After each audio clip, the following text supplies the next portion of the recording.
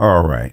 Normally I give the article first and then I'll give my analysis or even my ramble afterward. But I'm going to give a slight forward to this one before I read the article, because a lot of times people will listen to like maybe a minute or two and they'll hear me reading the article and they'll see the title and they'll start commenting on the video they really haven't heard. And they haven't even heard what I even think about it. So I'm going to give some of what I think about this up front. I was just listening to Cynthia G's latest video about Black Men We Need to Talk. I think it was Men We Need to Talk or Black Men We Need to Talk. I'll put the link to the video in the description. And I heard the usual rhetoric about man blaming, especially black man blaming. How good black men need to call black men out on certain behaviors, especially for something we've heard for the last, well, hell, if you go back to Frazier's book, the last 100 years, black men don't take care of their kids.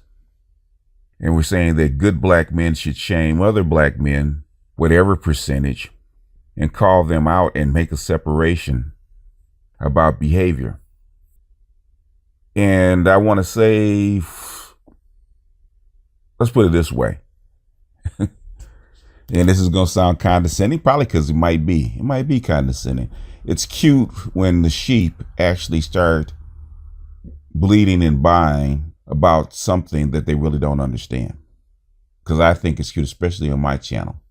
I think it's cute that for 100 years you call black men out on not taking care of their children and not doing what they're supposed to do. And after 100 years, you think that doing it more is actually going to help. You've been shaming black men for 100 years, and you think shaming them more is actually going to do any good when things are actually getting worse, instead of understanding why things are getting worse compared to the outcomes that we want. Like the elite know, just like I know, morality and shaming doesn't drive behavior. What drives behavior is environment, social, cultural, and physical environment. And all those three things will shape people's behavior. It always has. Marriage is nothing but an adaptation to the environment. That's all it is. It's not a moral question. It's not ordained by God. It is an instrument to adapt yourself to the environment so that you and your offspring can survive. When you fuck with the environment, you will change behavior. There's nothing you can do about it. The only way to change behavior is to change the environment. That's my opening ramble. With that being said, let us get into the article. This is a 2016 article. Happy families, male acceptance of equality in the home could define the future. And this is written by women, believe it or not.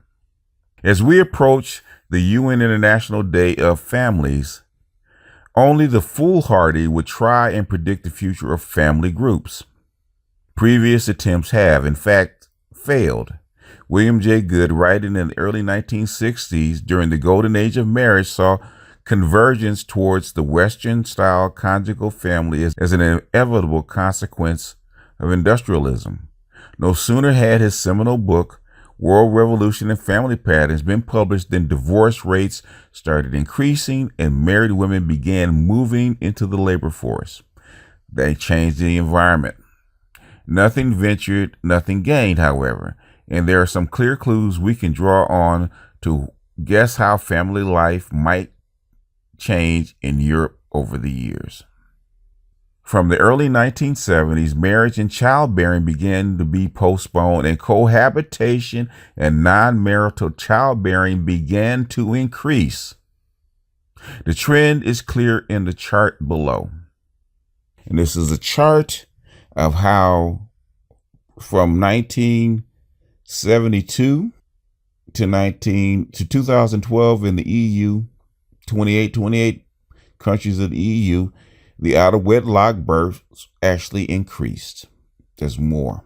Demographers Dirk van de Ka and Ron Lessentha interpreted these changes as a consequence of changing values, increased self-fulfillment, and individualism. They suggested that all European countries would experience a second demographic transition. Marriage, sex, and parenthood would be separated, and we would see a convergence to sustain low fertility and a new set of family forms: non-marital fertility, lone parenthood, and cohabitating couple families. What does that sound like?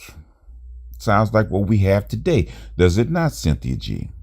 There has been a movement in most countries toward new family forms such as cohabitation and non-marital childbearing, even in what are generally considered to be more religious countries in Southern Europe. In Spain, births outside of marriage rose from 2% in 1972 to 39% in 2012. And that is a very, very hardcore Catholic country, which in their birth rate, their out of birth rate actually mimics what happened in America from 1965 to basically 2012. Almost, well, basically, actually more than, actually mimics America. Countries still differ, though, in the way in which cohabitation, marriage, and childbearing are related. The extent to which governments have enacted to recognize and regulate non-marital cohabiting unions and same-sex couples suggests that the appearance of family forms will continue to vary greatly between countries. Poverty effects. As biographies have become destandardized, so there has been a convergence toward diversity. In other words, people today experience a greater range of ways to organize their family lives, and we expect such diversity to characterize future families. However, according to the U.S. scholar Sarah McLanahan, socioeconomic differences in types of parenting structures and behaviors in evidence can be seen as fueling poverty by creating diverging destinies for children. Partly in response to economic precariousness and reduced gains to marriage, less well-educated people are more likely to enter partnerships at an early age and to have children outside of marriage. They are also more likely to see their relationships fail or go through pregnancy and multiple partners.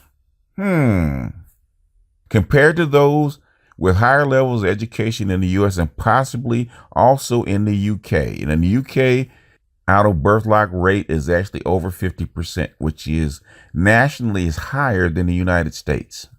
You can also see the evidence of persistent diversity in large cross-national differences in the level of childbearing. As it can be seen in the chart below, there is persistently low fertility, around 1.3 to 1.4 births per woman in Southern Europe and German-speaking countries, compared to much higher fertility, between 1.8 and 2 children per woman in the Nordic countries and Western Europe.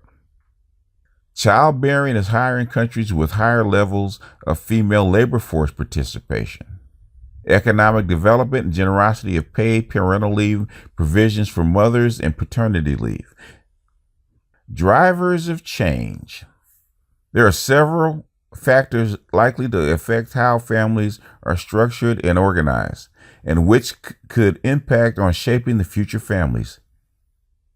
These include increasing longevity, which has important implications for how we plan our lives, care needs, and intergenerational relations. Increased international migration will create more transnational families, especially since for the first time, women account for more than 50% of all international migrants. Technology is likely to influence the future of families too. As mobility increases, family members are increasingly geographically separated, but more connected via mobile technologies. Flexible working becomes more possible, allowing men and women to better combine their work and family roles. Home life. Another driver of change in future families is gender equality. The United Nations 2030 Agenda for Sustainable Development sets, among others, the goal of achieving gender equality and empowering all women and girls. But which type of gender equality matters for the future of families? The adaptation of women to their new role in traditionally male activities in the public sphere and the acceptance of their new roles as equal or primary earners has been faster than the adaptation of men to traditional female roles as care provider. Men's share of housework and childcare is highest in gender egalitarian countries such as Nordic ones and lowest in areas of low gender equality such as Southern and Eastern Europe. However, look at the chart above and you can see that in all countries, women still devote more time than men in housework activities. The gender revolution is far from being fully completed, even in the gender egalitarian Nordic countries. Sharing the load. Proponents of gender revolution theory predict a happy ending for the family of the future. Once gender equality is in all spheres of life is reached, a new model of family will become widespread and higher fertility and more stable unions. However, current data highlight striking differences across social classes. Gender egalitarian ideologies and decreased risk of divorce are a prerogative of the highly educated. Whether the gender revolution will translate into a positive outcome for families in the future may depend on how fast men, especially lower social classes, embrace gender equality in the home. This equality that seems to matter most for promoting more stable families and higher fertility. The hope has to be that attitudes toward an equal division of tasks in and outside of home will continue to spread until we arrive at a new model of the family where partners become increasingly more similar in terms of their employment and caring responsibilities. This has been co-published with the World Economic Forum. Now, there's more articles I could read on this. Tons more articles I can read on. What did they say? What are they telling you? What did I just tell you? It's something Janet Yellen told you.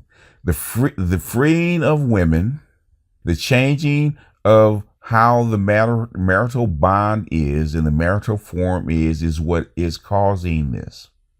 And it's not just causing it here, it's causing this worldwide. Now, this is a European, this was a European chart that we saw before. This is a worldwide chart.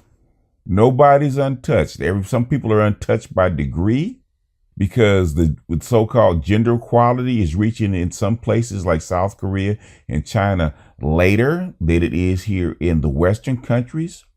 But if you look at Chile, who's basically out of wedlock birth rate is damn near 70. It's damn near equal to what African Americans are.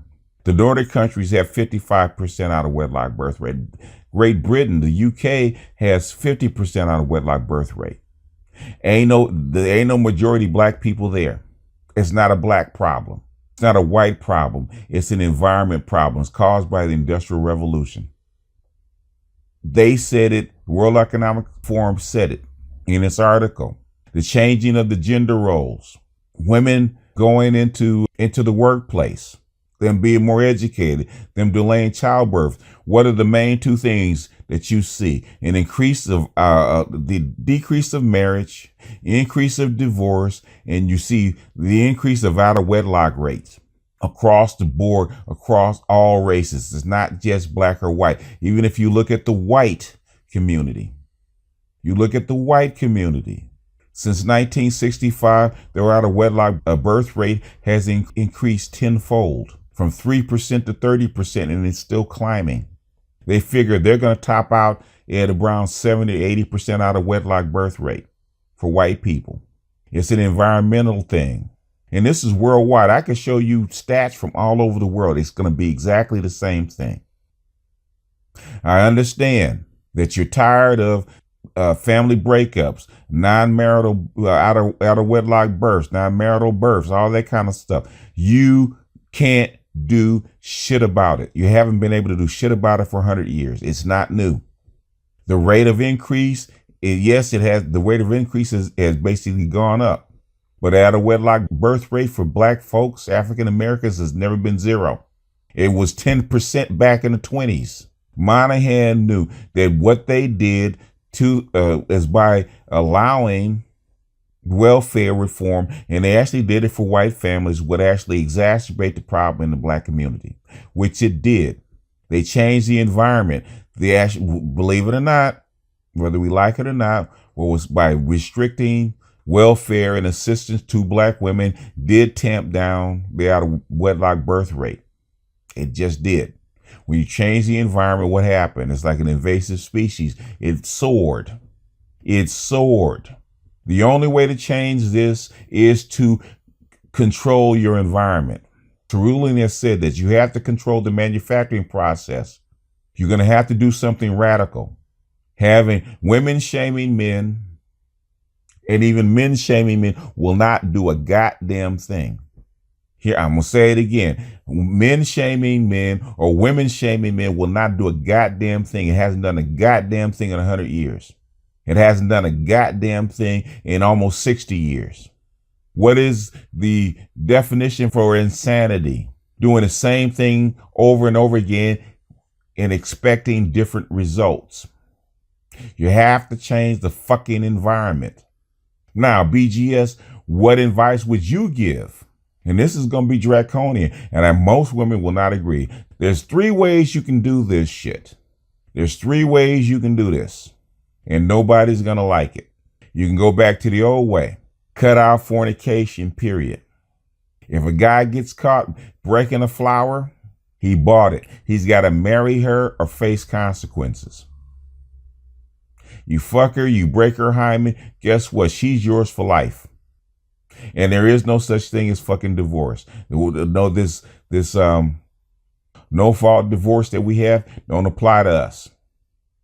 You fuck her, you marry her, period. That means women, you fuck him, guess what? If you just decide to let him up in your womb, that's your husband for the rest of your life. You better be happy with him. If your hymen is broken and you ain't no virgin and you pregnant and you don't name his ass, guess what? You get banned. You get pushed out of the community. You don't get no help from us. Number 2, you don't want to do that. That's too harsh. Reverse who gets the children. Nigga, you knock her up. You take care of the kids. You take that child from that mother.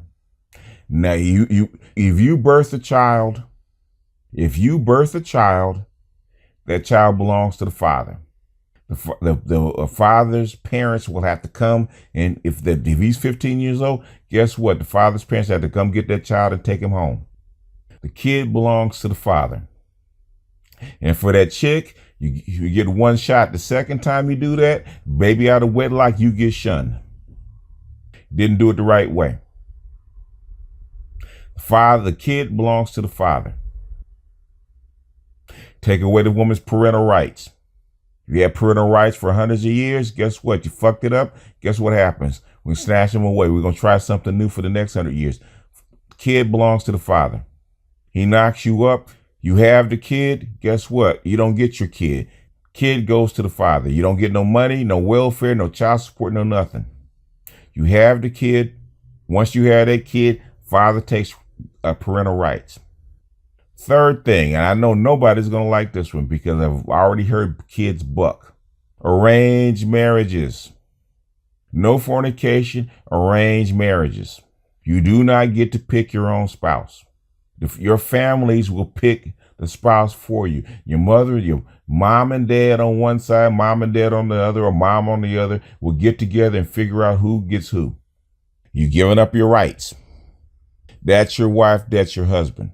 And the families will come together to enforce it. And the only way you can get a divorce is either apply to the parents, if they're still alive.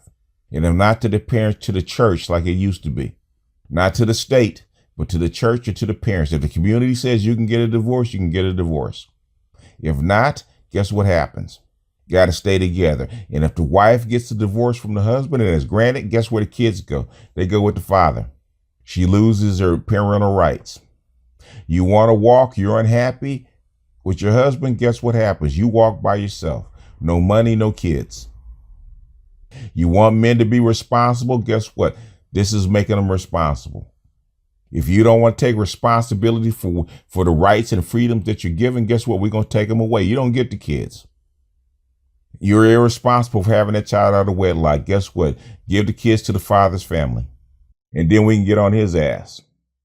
Because now he has the kids and he's responsible for not letting them starve. Not you. So if it's welfare or child support or whatever that you would have gotten, now it goes to him. So a woman cannot use a baby as a come up. We'll eliminate all of that stuff. But this week, it's a good question because I'm tired of hearing this shit, especially this question. I'm going to be doing this out of wedlock shit all week long. I got other stories, so that means I'm going to be at least doing 2 or 3 stories a day. But this has gotten my attention. And I don't want to hear no bullshit opinions. I don't want to hear the fucking reinterpretation of my data. Go out and pull other data. You want to prove me wrong? Don't give me no bullshit. Well, this is what I think. And black men, I don't want to hear that bullshit. I gave you data. I want data.